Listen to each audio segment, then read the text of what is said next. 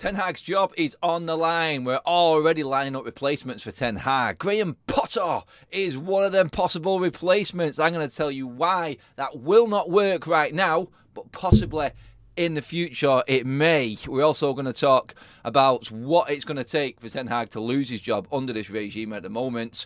Injury updates as well, and more news transfer speculation in the outgoing column. This is FUTV, Forever United TV. Hello everyone, welcome to the live stream. Get your comments in below. Do you think Graham Potter is a man that can take United forward if in fact the club do press that red button and cut Ten Hag's contract short at Manchester United? It's all going on. Of course it is. It's Manchester United. There's not a day goes by without news coming out. But this, I feel, is definitely one a bit left field, I'll say. I didn't see this one coming. I don't think anyone did. But you break it down, it could be a possibility. And this weekend's game against Liverpool is going to highlight a whole world of problems for United. It really is. And Ten Hag's head is pretty much already half being severed off. I mean, the blades have been sharpened. Everyone is out for Ten Hag, waiting for what comes this weekend.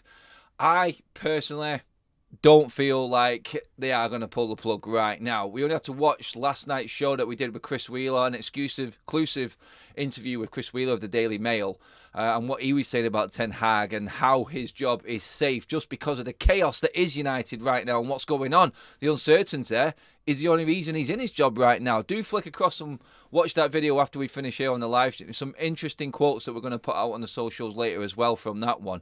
An actual journalist, Manchester correspondent for the Mail, saying that some of the talk coming from Ten Hag in his press conferences is bordering delusional. That's coming from the British media. Absolute craziness right now of what's going on with United. It really is. But, I mean, let's get into it straight away. I think it's only right that we start with a poll. I'm going to put it up there right now. Graham Potter, Manchester United. It's a straightforward yes or no, guys. Personally, for me, I'm just going to say right out the bat, I don't think right now, and I'm going to say why, I don't think Potter's the right fit for Manchester United. I don't think with the current crop of players that we have got at this football club, I think it's a poison chalice for anyone coming in. Anyone who hasn't any experience of handling ego players well, like Potter hasn't. He tried at Chelsea and epically failed. I think we'll get the same sort of scenario again. I mean, I don't mind Potter. I think he is a good manager. And do you know what? I think in the future, he probably does suit a club like Manchester United, or a bigger club, in fact. He just hasn't got enough experience of dealing with big players for me. Chelsea was a step too soon for him. I think he would have looked back on what happened at Chelsea and learnt from that. But ultimately, it is a case of Potter out of his depth.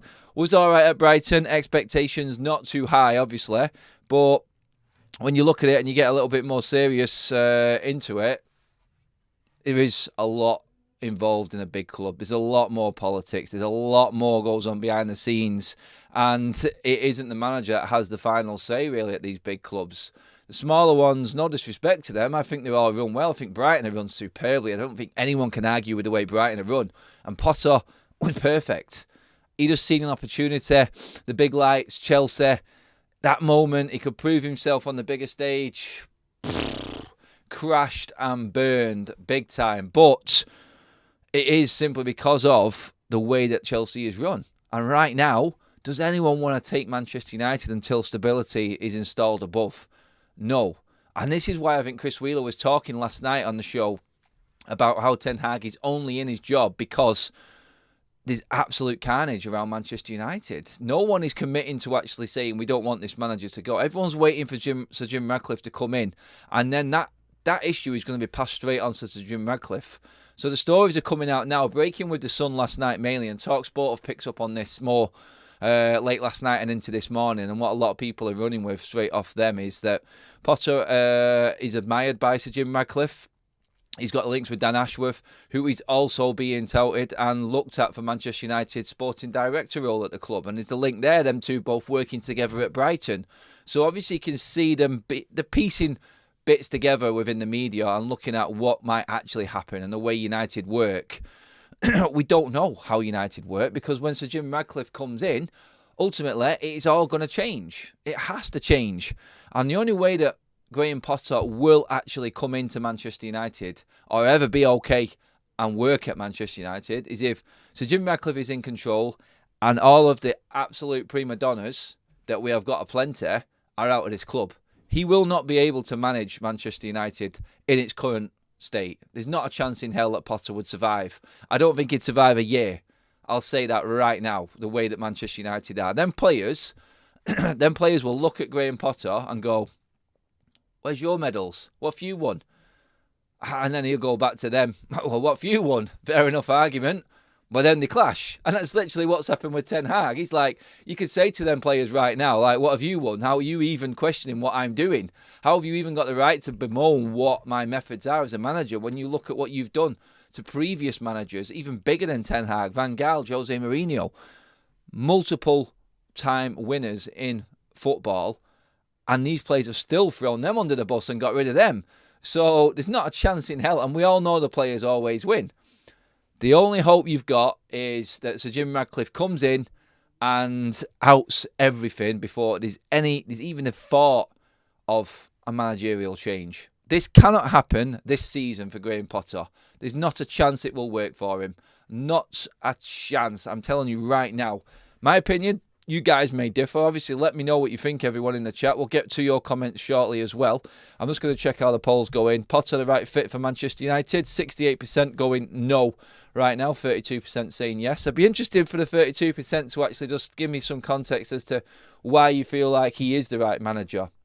You feel like we've got the technical players like Brighton had that will listen and can actually play that style of football. He tried to implement it at Chelsea, and like we just said, it just failed. It fell on its ass instantly because then players are looking at him and going, no, who are you? That's exactly how I seen Chelsea go down. That was the ultimate test for Graham Potter when he went there. Is that, can he hold that changing room? Can he command respect from the prima donna type players, the big egos, the players that have won everything? Because United have got them players. The only chance that Potter has got of ever getting a job at Manchester United and it working is if Varane isn't there, Casemiro isn't there, Martial, Jadon Sancho, even Marcus Rashford for me. I mean, Rashford with the English link, possibly. You could work with him. But honestly, I would look at Graham Potter and go, there's not a chance. There's not a chance he would work with that current crop of Manchester United players. They have to be outed. Everyone has to be gone. And the worst thing in all of this, if Graham Potter is to come to Manchester United, and please don't take this out of context and quote me and saying he isn't a good manager. I do think he is a good manager. But Graham Potter at Manchester United would mean United are lowering their standards. They are accepting mediocrity, and that is it. We have to just drop down the table and accept where we are in the pecking order in English football, which is mid-table. I'm not saying he's a general mid-table manager. I think he has got potential, but that would be everything with United. This would be us wiping everything clear and going, there's that type of manager. The egos are gone. We're going to bring in this type of player. They're not so well-known names. We're going to build them up and try and make a team from scratch. That would be Potter coming into United for me. Honestly, I would look at it and go, we have to accept that we have to drop before we go forward. If that sort of announcement was made and Graham Potter came into Manchester United, that's where I see it. There's no way that this football club can act as a big club if they bring in Graham Potter. They cannot even try and claim that title for me. Again, I just want to make it very clear, that's not me saying that Graham Potter cannot do this job. He might be able to take United to that next step, but the clearance has to come first. We have to get rid of all them players, then accept we are a mid-table team and try and build from there. Just short-term losses for long-term gains is the way you look at it with Graham Potter coming into United. He has to work with players that will work and respect him. I just don't see any United player in this setup right now respecting Graham Potter. I don't. And that's just proof in what we've seen on the pitch. You can tell with Ten Hag, similar sort of standing. You could say, I mean, maybe Ten Hag has done a little bit more and has got a little bit more respect than Graham Potter has. But is there much difference between the two in what they've achieved? They've not really achieved much. Obviously, Eredivisie, it's a different ballgame. From what he was working with, Potter has done well at Brighton, tried to make the step and failed. Manchester United, I think, would eat Graham Potter whole, spit him out, and then ask for seconds. That's what this club would do to him. It really would. Jingbar Bish says, with the super chats, Potter would last less time than Erik ten Hag. Thanks for the super chat. That's pretty much what I just said as well. I do agree with that. I just feel like he isn't ready for me. He isn't ready. I understand the appeal, and it's said within the articles on TalkSport on their website, and obviously the Sun, that Sir Jim Radcliffe has been speaking regarding the British core at Manchester United, and obviously you've got Graham Potter, English, Dan Ashworth, trying to bring that together.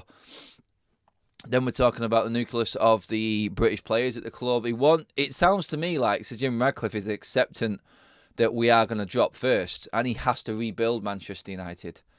Whether or not he's ready to take on that challenge, if he's going to accept it, can you imagine spending 1.4 billion coming in and then saying, right, we have to just accept mediocrity at mid-table and try and rebuild from there? Imagine buying into 1.4 billion. This is where it sort of contradicts and gets a little bit messy, because if you're investing that amount of money and then saying we have to just automatically go drop down and be crap for a bit first, you kind of wouldn't accept it, would it? So you have to look at Sir Jim Radcliffe. And this is why the Sir Jim Radcliffe news is so big. When we get this announcement and we get a little bit of clarity on what's actually happening, what his plan is, you'll know how invested he is into Manchester United. Because if he's willing to bring in a Graham Potter, then he's going to have to give Graham Potter time, because this rebuild and restructure isn't going to happen and work the same way that Manchester United are working now. It can't. It's impossible. Quick fix players, like we said last night with Chris Wheeler, managers are coming into Manchester United, and in the end, yeah, 1 year is great. You get that bounce, and then they actually have to realise that their job is on the line, and they have to buy quick fix, ready-made players now. If you really want Manchester United to work and you want to build a structure that's going to last longer than what we've seen these last few managers at Manchester United have, then it needs to be an acceptance that we have to drop a level, and the rebuild has to come from there with all the prima donnas out, the wage bill down, not going out buying Galactico players, not being in the market for the best players around. Manchester United don't have the finances for it. They don't. The debt is going to absolutely cripple us. Financial fair play, obviously sustainability rules within the Premier League. This is why the wage bill's coming down. I do see Manchester United outing Varane, Casemiro, all the big earners. I think he's going to end up having to take a loss. And for Manchester United to accept that, as well as now, like Chris Wheeler said last night, the no 28 million coming in from revenues of getting to the quarter-final. I mean, that was a bullish statement on its own. I couldn't believe it when Chris was saying that. It's like Manchester United calculated their finances and their takings for the season on a basis that we were going to make the quarterfinals of the Champions League. Talk about bigging yourself up. I mean, Jesus, that is a statement, isn't it? And it was an absolute catastrophe. So, yeah, we've already 28 million down from what we would have got if we got to the quarters. Plus the fact that no one's going to pay the money that we need for the players that we're trying to sell. I honestly, in my opinion right now, who do I feel is out of this football club? I don't think anyone is going to work with Anthony but Ten Hag. Sancho is done, doomed. I was saying that maybe. It's an awkward one with Sancho, because if you get a new manager coming in the summer and Sancho still hasn't been moved on, then Sancho comes back into the equation again. And then it's a case of, can that new manager then deal with the pressure of Sancho and the aggro that he's going to end up getting from the crowd? Because let's not forget, the Manchester United fan base has given up on this team. They are disgusted in this team. It's going to take a big, big turnaround and a lot more from this team to actually convince these fans that they really care about that badge. So you've got a deal. As a new manager, if you want to bring Sancho in, then you're going to have to deal with that backlash from the fan base and what they actually think of Jadon Sancho, and will they accept him back in? You could have all the good intentions of bringing Sancho back into this team because he is a good young English player. I'm not just bringing English in there because that's the basis of what a good player is made from, but Sancho has got the qualities, we know it. Can you handle that straight away? It's like, there you go, Graham. Oh yeah, by the way, you've got these players that don't want to play. And then you've got this player who is on loan somewhere across in Spain because of what he's done and everyone knows. Jadon Sancho has thrown the manager under the bus, completely disregarded him, turns in late all the time. Can you handle him? Oh yeah, why that? Try and figure out a way of playing, style of playing with all that going on around. Sink is what will happen. Sink deep. It's like quicksand, Manchester United as a manager right now.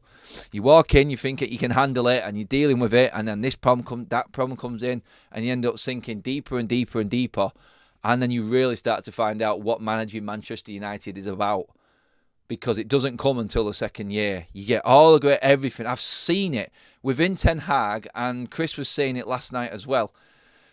At the start, he was great. He was bullish. Everything was working. The second year round, you can see this man slowly sinking, and what he's saying in press conferences and what he's talking about, like Chris said last night, Chris Wheeler on the show, it's bordering on delusional. He's just ignoring everything that's going wrong and trying to find positives that no one is falling for. And that's Ten Hag at the moment. Have you got the mineral? I mean, everyone who is anyone has called out Manchester United. Higher stature managers that have won everything. Louis van Gaal, Jose Mourinho called out the club.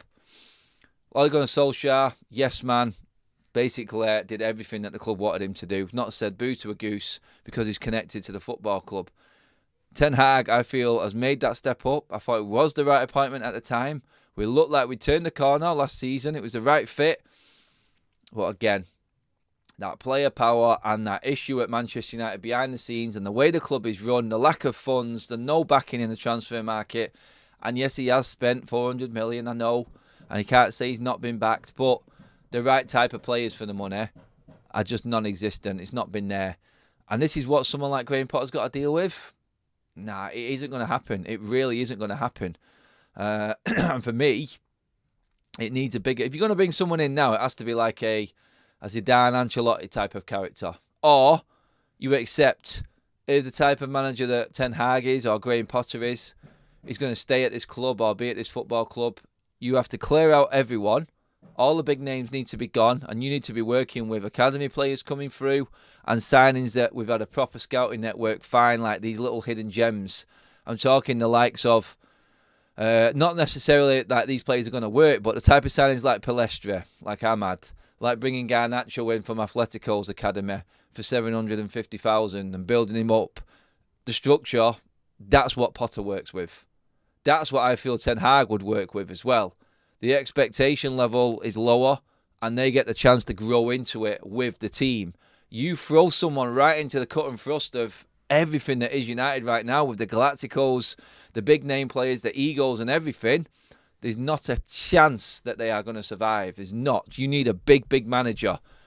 But then added to that, you've got a big, big manager with a small mentality set up upstairs. A poxy, commercially run football club that is just in it for dividends and profits. There's no football-related structure at all. I feel like you have to just cut everything off, get rid of everything, take your losses, and rebuild from scratch. Can you believe I'm even saying that for Manchester United right now? That we have to drop before we can go forward. It's the only way. It's the only way. Manchester United are never going to be in the market for a Rice, a Kane, a Bellingham. The best of the best, forget it. Them days are gone. We have to rebuild all over again. And if there is a new manager coming in, then all responsibility needs to be taken off him. I think Ten Hag right now needs to be sat down in a room and told by Sir Jim Radcliffe, whoever it is, look, you're not going to have a say on any of the transfers coming into this football club. You've got nothing. We're going to bring the players in that we want at this football club. You're a coach. The management side is being taken away. There's a structure. There's the director of football, new CEO above him. Obviously, we're then going to have the board level, which is Sir David Brailsford, Sir Jim Radcliffe sat there alongside the Glazers, telling them what needs to be done, how to run a sporting enterprise like Manchester United. That's how it's got to be. Otherwise, you can forget Manchester United as a force in football ever again. It's just going to drop and sink every single season like it is doing right now. Well over 400 in the room with us, guys. We're going to get into your comments now and start talking through everything. Make sure you do like everyone in the chat right now. If you just like the video, that would be fantastic. That should take us well above 100 likes. And if you are tuning in for the first time, I'm Adam. This is FUTV. No, I'm not on the United Stand anymore. This is where you're going to find me. Get into it. Subscribe to the channel. We have loads coming up. Do go and watch the interview with Chris Wheeler from the Daily Mail last night. It was absolutely brilliant and some great insight into that. Obviously, stay tuned here first and then watch it afterwards. But you'll know exactly what I'm talking about. And some of the quotes we're going to put out on the socials as well later on. Mod Mark with the super chat. Cheers for that, mates. Adam, your dad is a legend. I work at the Pines. Thanks, mate. Yeah, I know what you're talking about there. I actually know who you are now. Cheers for that one. That was his first, their fifth super on a live stream. So, actually, it's great when you can actually put a face to a name or someone who's actually in the chat. Cheers for that, Mark. Really appreciate that, mate. And my dad is a legend. Yeah, he is. Thanks for that, buddy. But yeah, let's go. Let's get liking the video, everyone. We're almost at 100 now. I'm going to get into the chat. Yeah, you still go to the matches and fill the Glazers' pockets, Adam. See, this is just a stupid comment altogether. I mean, I'm not passing it off, but when you make Black Sheep like that, a comment like that, have a think about what you're saying. Go back to the Super League. So anyone saying these season ticket holders like me who've been going for over a decade and held their tickets, if you're going to have a go at us, just think about what happened with the Super League when they called us the legacy fans and how they wanted us out. And they want the other people in, not even going to shout and cheer for the football club. The fans that are there now that go in, spend the bare minimum and just watch the game because they want to get behind the team? Or do you want the new fans to come in, go to the mega store, spend fortunes there, go and spend loads of money on the food and drink, and when I give up my season ticket, they charge someone else an extra £400 a year? Smart thinking. Think before you make that comment again. That's all I'll say. It riles me up, as you can tell. But anyone who thinks on them lines like we're feeding the Glazers, you need to think again. It's not. We're the ones that are actually stopping the Glazers from earning more money right now. The people that have been going, that have got the cheaper tickets. Because as soon as we give up our ticket, they're going to charge someone else more. It'll be someone else in. A day tripper, no disrespect. Everyone deserves to be at United and watch the football club. But that's what's going to happen. My name's Adam too, not Mark. Anyway, much love. I wonder why it says Mod Mark then, but cheers for the super chat, Adam. Good stuff. Loving all the content, and we have got 100 likes in the bag now, guys. So yeah, brilliant stuff. Brilliant stuff. Boycott the club. Don't fund the Glazers. The Glazers are out of money already because of everyone that goes to the games. I keep telling everyone, it's like they've got no more. They were solely banking on the Super League, and that's it. This is the only reason Sir Jim Radcliffe is coming in, and why we got the news over a year ago about the extra investment needed and the club possibly being sold. That's why Manchester United are now looking for that new ownership model. That's why the Glazers need more. And this is why Manchester United right now are actually being rumoured to be looking at Graham Potter. We are going to have to fall, people. We have to take that fall and accept mediocrity for a bit. I feel it's the only way. People say it tongue-in-cheek. Just accept that you're now a mid-table team and it'll be all right. No, it's not. We still have to sit through the pain of watching the second or third highest paid club team players-wise in Europe with these inept performances right now. You look at the players and there's a way that things are going right now. You look at the players that are actually turning out on the pitch for Ten Hag and you go through their wages. They're not the big earners right now. Manchester United, and you only have to look online and go through the wage structure of everyone. So everyone that's been brought in this summer, not on as much as players that are already there. Them days are gone. Like Chris Wheeler said last night, Manchester United, Ten Hag wanted Harry Kane. Harry Kane wanted to come to Manchester United. That was a definite. But he wanted $500,000 a week, and they were worried that Daniel Levy was going to pull the plug right on the last minute, and that's why they didn't go for it. I've heard different stories to that, but $500,000 a week. Would you be happy buying Harry Kane and putting him on $500,000 a week? Is that player worth that? Some would argue yes.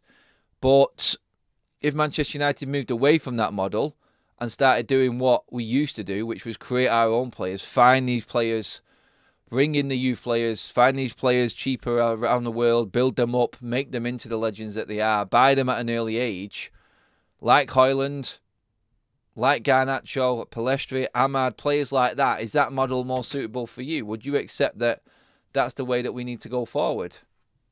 I just don't see United working with any manager right now with what's happening and who's at the club. There is a big core of the players here that need to be out, gone. That's it. They need to be gone before anyone can work. Dobby is free. Oh no, he's talking to someone else. Sorry. I'm just going to get through some of your comments now. Man United monitoring Stuttgart striker in January transfer window. Guirassy, that won't happen. He's too dear. Been told, forget that one. They want a stupid price tag again.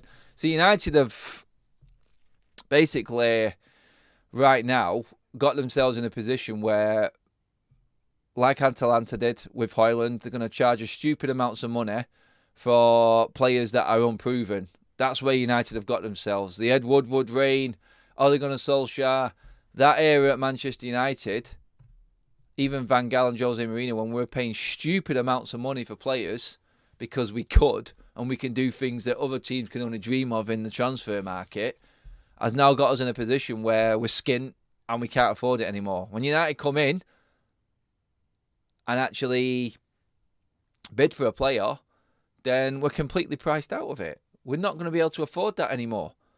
It's like right now, Manchester United have nothing to spend in January. Nothing. We didn't have anything to spend last January. It's ridiculous. It really is. Nothing is going to change until the majority of the squad is moved on, even if it's at a loss. Joe, just reiterating what I just said there, Joe, definitely. Yes, Kane is worth that, but it caused problems when you put a player on that sort of money. I mean, Manchester United would have to have a structure in place where the players know that they have to earn that money. Harry Kane has earned that money by being consistently the best striker in the Premier League for year after year after year, playing for a crap club in Spurs. So if anyone argued at Manchester United, Kane getting that amount of money, then they need to be sent away. That's how it needs to work. Look at what Kane has done and look at what he's produced. If any Manchester United player right now had an issue with what Kane was earning, then that player needs to be gone. That needs to be the structure at the club. You need to separate the players that know where they stand to the players that think they've got this God-given right just because they're there. That's what the issue is at Manchester United. I've been bought by United. I deserve the world. That's how every player comes out now. I like Antony. I've not agreed with a lot of the criticism that's come out. But Gabby Abongo was talking on TalkSport the other day, and I know a lot of people don't take or pay Gabby Abongo any attention or think he's just stupid in some of his comments and clickbait grabbing or whatever. I've spoke to Gabby when I've been on TalkSport a few times. He does talk sense sometimes. And the statement that Anthony came out with, I didn't like it, to be honest. It's like when he's asking for these pundits to actually send him a message and ask how he is instead of criticising him all the time. You need to understand what football club you're coming to. And when you've gone so long without an assist and a goal, if you're not expecting critique in the hardest league in the world for one of the biggest clubs in the world, you don't belong at that club. Accept that you are playing crap along with everyone else and keep your mouth shut. The only player that's done this that I can see are the ones that know where they are. And I'm not just saying this because they're British, but the likes of Scott McTominay, Harry Maguire, they don't say anything. They don't kick up a stink at all. They don't come out with these statements like some of these players do. And they know that they can't do that. That's the difference in these players. Them players might not be good enough for the club, but they understand where they are. And that's why Harry Maguire is down the pecking order in terms of how much he's on at Manchester United now. Scott McTominay is one of the lowest earners at the football club. He's not even in, I don't think, the top 20 earners at Manchester United. And he's playing week in, week out for Erik ten Hag because he listens. He might not be good enough, but at least the man listens. And that's the balance that you've got to find. You've got to find the players that you can develop into the player you need them to be to fit a system, or they go. And buying players like Antony, these decisions need to be taken away from Ten Hag completely. Absolutely forget about it. If he's going to stay at Manchester United, he cannot be given another penny to spend. He cannot be given another penny. And by that I mean he can't be in charge of where we spend that money. Yes, we need to spend, but it needs to be spent by the club, the structure, CEO, the director of football, properly scouted out and organised. What is our philosophy? How do we want to play football? Eric, if you can't play this way or work with this, there's the door. The contract's up at the end of next season anyway. So Manchester United right now, I think with Ten Hag and that trigger for sacking him, they're in the same position, which isn't as bad as to giving him a new contract. If this season goes out and the structure comes in, we give Ten Hag a bit of chance with certain players out. The club take charge of the signings, of everything. He's got one more year left. He then sees that year out. The club's not spending stupid amounts of money just to get rid of Ten Hag. I think we need to see Ten Hag. I know everyone's going to say he needs to go now. It is a sackable offence on what's happened this season. For me, it is. But I'm also looking at it and going, I know what's going on at the football club as well, and I have to take everything into consideration. This is a surreal sort of scenario at Manchester United right now. It's not the norm. The way that the club is being run and what's going on behind the scenes right now, it's not normal. So I feel like we have to look at it and go, right, okay, Eric, we understand that this is happening. The only reason you're at the club, like Chris said last night, was because no one's committing to it. They want to pass the buck on Ten Hag and go, it's not my responsibility. New ownership model is coming in and a new structure, so they're going to have to deal with that. That's the only reason he's still there. Otherwise, he'd been gone a long time ago. Some people said he should have gone last season when we lost 7-0 to Liverpool. And this season, if we lose to Liverpool, which I think we will do this weekend, we've lost more games this season than we've won. When has that ever been the case at Manchester United? It will be our 13th defeat of a season. And we're not at Christmas. That is, see you later, sacked. I'm sorry, if you look at it on paper, that result for Manchester United and what we are is see you later, out you go, Eric. That's not good enough. But then we all know what's going on behind the scenes. And last season's what Eric Ten Hag did and what he got out of the team comes back in. You go, right, okay, I have seen something at least in Ten Hag and he can get something out of this team. We still don't have a style of play. I don't think we ever will have under Ten Hag. I just feel like we are going to be stuck in this player moments FC until all of this squad is gone. Will Ten Hag be here still? I don't think so. But to talk about Potter as well in the same breath, it's exactly the same scenario. The only reason Manchester United right now would be looking to get rid of Ten Hag and move him on, as well as the bad results, is because a new manager coming in will be told this is the way it's going to be. Ten Hag has got his feet under the table and is used to making these signings and being in control. To now tell that manager that this is all going to change, it could send everything out of sync and we could have an even bigger problem at the club. So I look at it and I go, yeah, I see the appeal in Potter, I do. He can be told what's happening under the new regime. This is the fresh start. You're going to get 3 years to try and sort this out. This is what will be happening. The club are going to have to take an acceptance that they're going to have to take a big, big loss on this, though. They're going to have to tell someone coming in as a new manager, if Ten Hag has gone, that top 8 is okay. That's where we're aiming. Don't expect to be fired. Don't expect a call for your head to be, for your job to be gone if you're not finishing in the top 4. We want to rebuild. If you're not at this level by this amount of years, then you will lose your job. But you are going to get the backing of the board all the way through, guaranteed no matter what. Because this football club has destroyed the best managers that were out there with the best reputations and have won everything in the game. So you can't bring someone else in now and say, right, okay, if you don't get in the top 4 this season, then your job is on the line. We can't do that anymore. We can't do that. We've just let, like I said before, the inmates are running the asylum, and it's gone tits up completely, this club, and now it's run. So we cannot, if we are bringing anyone in, go down that road. We can't.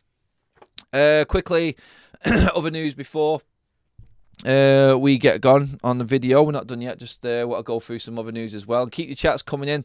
Let's go through the chat quickly first. Lady Dragonfly, Eric Ten Hag is dead man walking already, and he knows it. He can't be blind. The club didn't get him the type of players to play the way he wanted, and only bought names. And his team selection is quite pants. Yeah, It really is. His transfers of last season, they worked for us. This season, it's been an absolute catastrophe. Adam, would you take administration and relegation sparking a complete rebuild?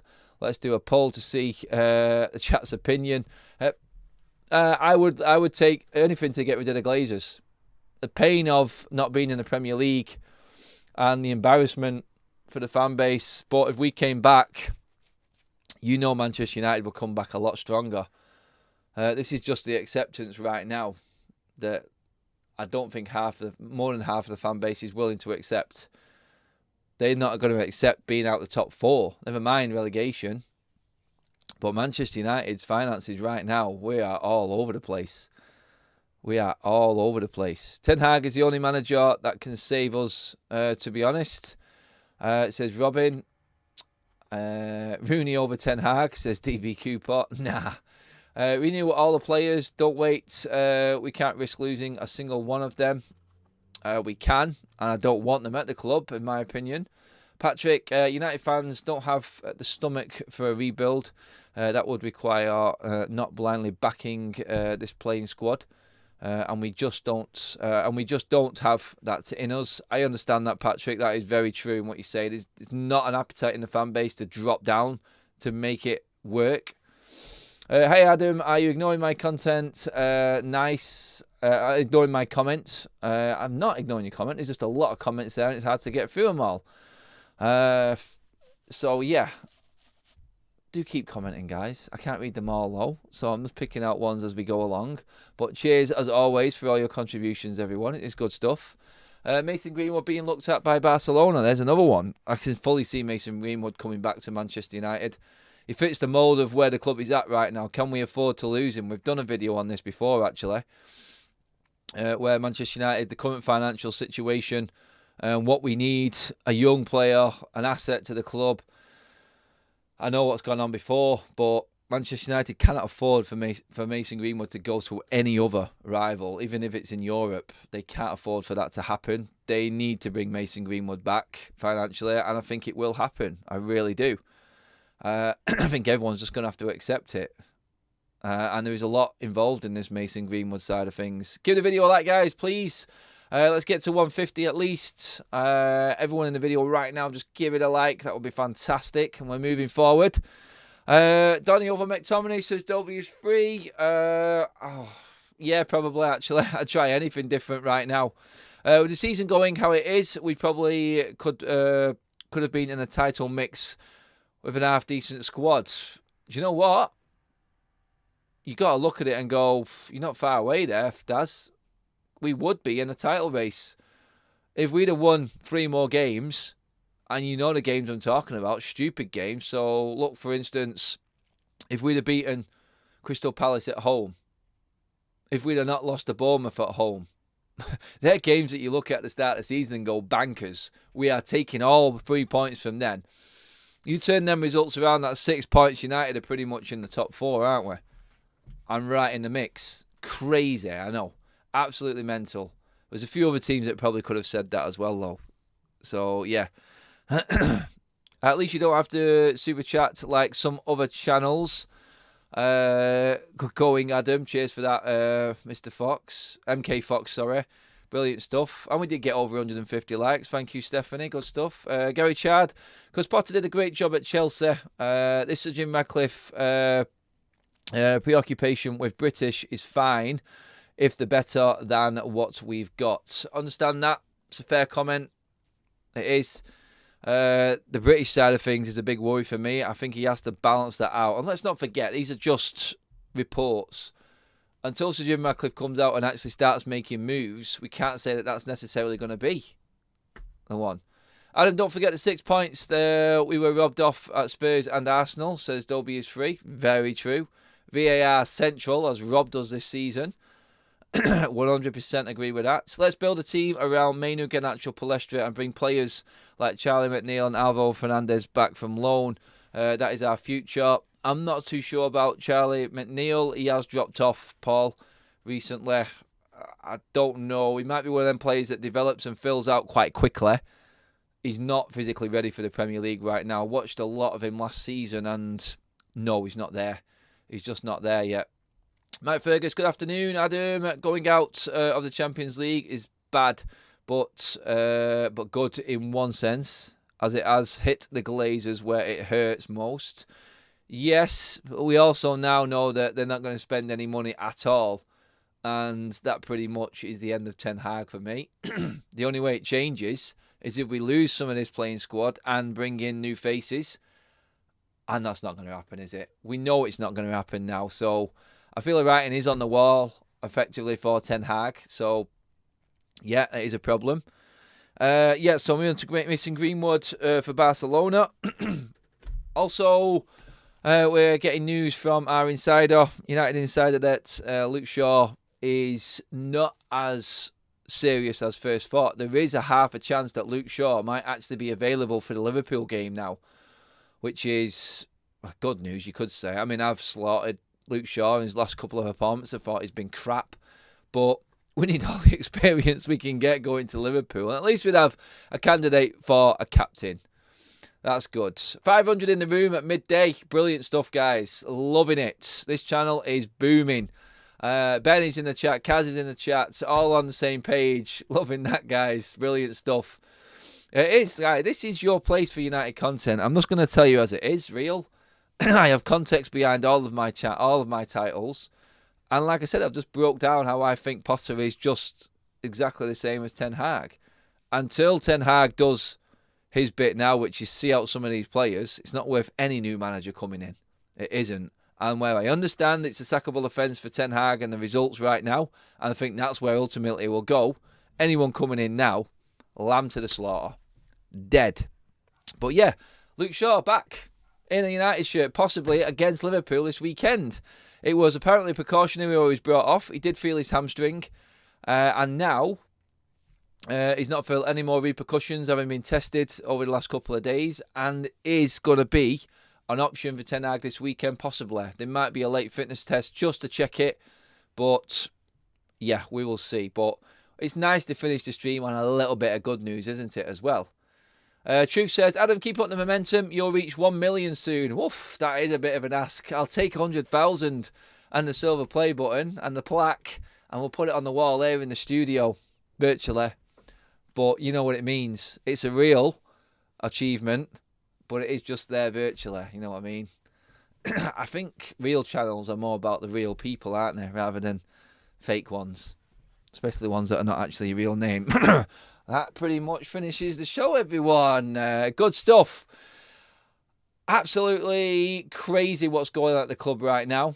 But we're all over it. We'll cover everything that comes out here on FUTV as always. Cheers for tuning in, everybody. Thank you to all of the contributions, the super chats, all of your comments.